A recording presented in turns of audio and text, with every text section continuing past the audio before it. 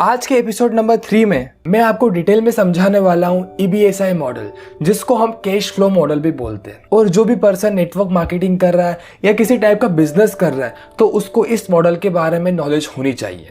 तो चलिए स्टार्ट करते हैं। सबसे पहले मैं आपसे ये पूछता हूँ कि अगर आपको डॉक्टर बनना है तो आप क्या करोगे? आप डॉक्टर की पढ़ाई करोगे, आप MBBS करोगे। अगर आपको इंजीनियर बनना है तो आप क्या करोगे? आप इंजीनियरिंग की पढ़ाई करोगे, आप इंजीनियर कॉलेज में एडमिशन लोगे। अगर आपको CA बनना है तो आप अकाउंटेंट पढ़ोगे, CA की पढ़ाई करोगे। और वहीं मैं आपसे पूछता हूँ कि अगर आपको अमीर बनना है, आपको रिच बनना है तो आपको किस चीज का नॉलेज होना चाहिए? इसका आंसर है आपको पैसे का नॉलेज होना चाहिए, आपको मनी का नॉलेज होना चाहिए, आप फाइनेंशियली एजुकेट होने चाहिए, आपको फाइनेंशियल नॉलेज होना चाहिए। और कोई भी ऑर्गेनाइजेशन, कोई भी इंस्टीट्यूट, कोई भी स्कूल आपको ये चीज नहीं सिखाता है। और ये सबसे इंपॉर्टेंट एजुकेशन है। आपको फाइनेंशियली एजुकेट होना चाहिए अगर आपको अमीर बनना है तो। अगर आपको पैसों के बारे में नॉलेज लेना है, आपको फाइनेंशियल एजुकेट होना है तो आप रॉबर्ट कियोसाकी की रिच डैड पुअर डैड जरूर पढ़ें। और उसी बुक का एक टॉपिक जो कि है the cash flow quadrant ESBI, उसके बारे में आज हम डिटेल में डिस्कस करेंगे। बेसिकली ESBI एक कैश फ्लो क्वाड्रेंट है। मतलब दुनिया में जितने भी लोग पैसे कमाते हैं वो इन 4 क्वाड्रेंट में से किसी एक कैटेगरी में आते होंगे। और जो ESBI की फर्स्ट कैटेगरी है वो है एम्प्लॉय। एम्प्लॉय क्या होता है? एक पर्सन जो पढ़ाई करके पहले डिग्री लेता है, फिर डिग्री के बाद एक पर्टिकुलर जॉब करता है। वो प्राइवेट जॉब कर सकता है, वो गवर्नमेंट जॉब कर सकता है, और उस जॉब के थ्रू उसको अर्निंग होती है। मतलब यहाँ पे हम टाइम और मनी का एक रिलेशन देखें तो डायरेक्टली प्रोपोर्शनल आ रहा है। वो पर्टिकुलर पर्सन टाइम देगा जॉब में तो उसकी अर्निंग होगी, उसके घर में पैसा आएगा। अगर वो टाइम नहीं देगा तो उसकी अर्निंग नहीं होगी, उसके घर में पैसा नहीं आएगा। मतलब time is directly proportional to money. मतलब जितना काम करेगा, जितनी देर काम करेगा, उस अकॉर्डिंग उसकी अर्निंग होगी। जैसे कि एक job class person part time work कर रहा है तो उसको पार्ट टाइम के अकॉर्डिंग इनकम मिलेगी। अगर वो फुल टाइम कर रहा है तो उसको फुल टाइम के अकॉर्डिंग इनकम मिलेगी। अगर वो ओवर टाइम कर रहा है तो उसको एक्स्ट्रा इनकम मिलेगी। मतलब तीनों चारों केस में time is directly proportional to money. जितना काम करेगा, जितनी देर काम करेगा, उस अकॉर्डिंग उसकी इनकम होगी। बस एक कंडीशन है कि उस पर्टिकुलर पर्सन के पास कुछ स्किल्स होनी चाहिए जब उसको जॉब मिलेगी। एग्जाम्पल के तौर पे teacher, software engineer, government employees, ये सारे एम्प्लॉय कैटेगरी में आते हैं। इनके पास कोई ना कोई बॉस होता है जो इनको गवर्न करता है, जो इनको ऑर्डर देता है, जिस अकॉर्डिंग ये वर्क करते हैं। अब हम नेक्स्ट कैटेगरी की बात करते हैं जो कि है self employed. Basically self employed person खुद के बॉस होते हैं। इनके ऊपर कोई पर्टिकुलर पर्सन नहीं होता इनको गवर्न करने के लिए, इनको ऑर्डर देने के लिए। इसीलिए इनको बोलते हैं सेल्फ एम्प्लॉयड, खुद के लिए काम करता। जैसे कि एग्जाम्पल के तौर पर डॉक्टर, लॉयर, शॉपकीपर, ड्राइवर, ये सारे सेल्फ एम्प्लॉयड कैटेगरी में आते हैं। लेकिन एक छोटा सा कंफ्यूजन होता है। जब भी आप एक शॉपकीपर के पास जाते हो, उससे पूछते हो आप करते क्या हो, तो वो बोलता है कि मैं बिजनेस करता हूँ। उनको प्रॉपर एजुकेशन नहीं होती कि बिजनेस किस कैटेगरी में आता है और सेल्फ एम्प्लॉयड किस कैटेगरी में आता है। बेसिकली वो खुद सेल्फ एम्प्लॉयड होते हैं, बट लैक ऑफ नॉलेज के कारण वो बोलते हैं कि हम बिजनेस करते हैं। अब सेल्फ एम्प्लॉयड की बात करें तो टाइम और मनी का रिलेशन क्या है? यहाँ पे भी टाइम और मनी का रिलेशन सेम है एम्प्लॉयड जैसे। एक पर्टिकुलर पर्सन जो सेल्फ एम्प्लॉयड है वो टाइम देगा तो उसकी इनकम होगी, टाइम नहीं देगा तो इनकम नहीं होगी। जैसे कि डॉक्टर क्लिनिक ओपन करेगा तो पेशेंट आएंगे तो इनकम होगी।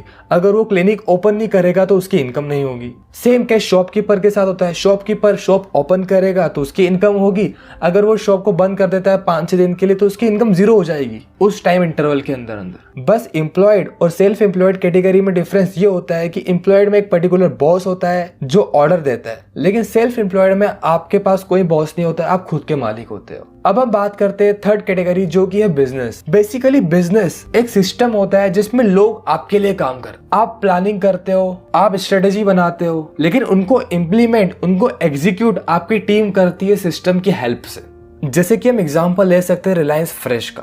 जब भी आप रिलायंस फ्रेश में कुछ भी परचेस करने जाते हो, और ऐसा तो होता नहीं कि अंबानी जी खुद आते हैं और आपको जो भी चाहिए होता है वो देते हैं। मतलब उन्होंने एक सिस्टम बना के रखा है जिसमें लोग काम करते हैं उनके लिए। वहां पे जब आप जाते हो तो रिलायंस फ्रेश के एम्प्लॉय आपको सर्विस देते हैं, रिलायंस फ्रेश के एम्प्लॉय आपका बिल बनाते हैं, रिलायंस फ्रेश के एम्प्लॉय आपको जो भी चाहिए होता है वो देते हैं, ना कि अंबानी जी खुद। उन्होंने एक प्री डिफाइंड सिस्टम बना के रखा है जो ऑटोमेटेड मोड में काम करता है और उनको इनकम जनरेट करके देता है। एक और एग्जांपल ले सकते हैं जैसे कि फेसबुक का। अराउंड इंडिया में फेसबुक के 50,000 प्लस एम्प्लॉय होंगे। अब मान लो फेसबुक के जो फाउंडर है मार्क जकरबर्ग, उनकी तबीयत खराब हो जाती है, तो क्या फेसबुक काम करना बंद कर देगा? क्या उनकी इनकम जीरो हो जाएगी? ऐसा कभी नहीं होगा। उन्होंने जो सिस्टम बना के रखा है, जो उनके एम्प्लॉय है वो तो हमेशा काम करेंगे उनके लिए, और इसी सिस्टम के थ्रू उनका काम ऑटोमेटिकली होते रहेगा। अब हम नेक्स्ट कैटेगरी की बात करते हैं, जो कि इन्वेस्टर। इन्वेस्टर बेसिकली वो होते हैं जो पैसे से पैसा बनाते हैं, मनी को इन्वेस्ट करके ज्यादा मनी बनाते हैं।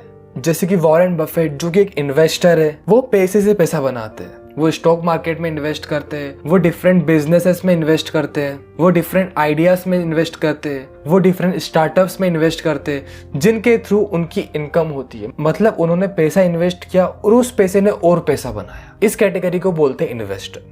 अब मैं आपको एक इंटरेस्टिंग फिगर बताता हूँ। वर्ल्ड की 90% पॉपुलेशन ई और एस कैटेगरी में आती है और वर्ल्ड की 10% पॉपुलेशन बी और आई कैटेगरी में आती है। आप आपके आसपास भी देख सकते हो कितने लोग हैं जो बिजनेस करते हैं, कितने लोग हैं जो इन्वेस्टर है, और आपके आसपास कितने लोग हैं जो जॉब करते हैं, कितने लोग हैं जो शॉपकीपर्स है, कितने लोग हैं जो सेल्फ एम्प्लॉयड है।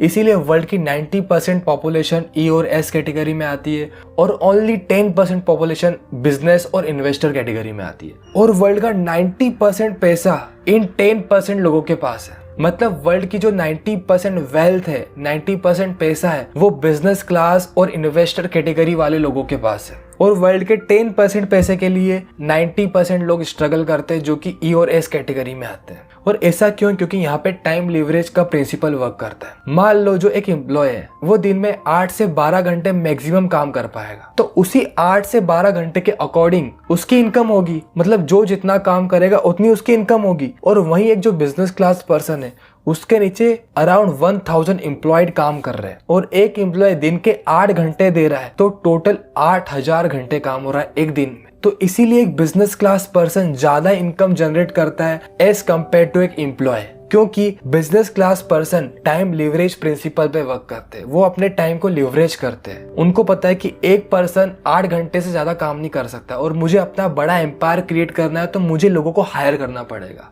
और इसी कॉन्सेप्ट पे मैक्सिमम बिजनेस पर्सन काम करते हैं।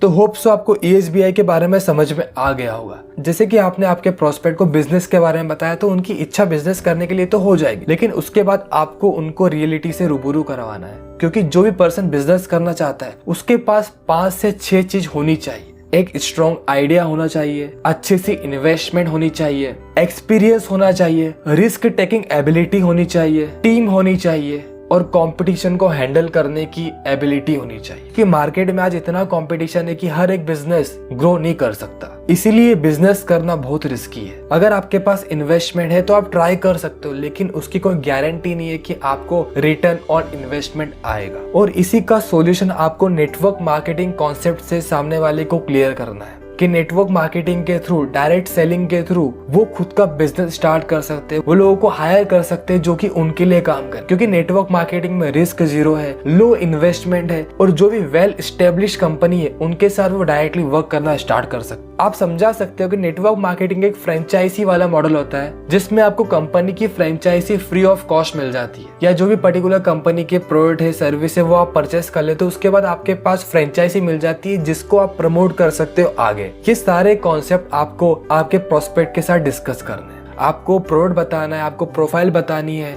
आपको कंपनी का प्लान बताना है। और ये सारी चीजें बताने के बाद आपके प्रोस्पेक्ट का सारा कंफ्यूजन क्लियर हो जाएगा, सारे डाउट क्लियर हो जाएंगे, क्यों उनको नेटवर्क मार्केटिंग करनी चाहिए और क्यों उनको बिजनेस करना चाहिए आपके साथ। So hope so enjoy this video.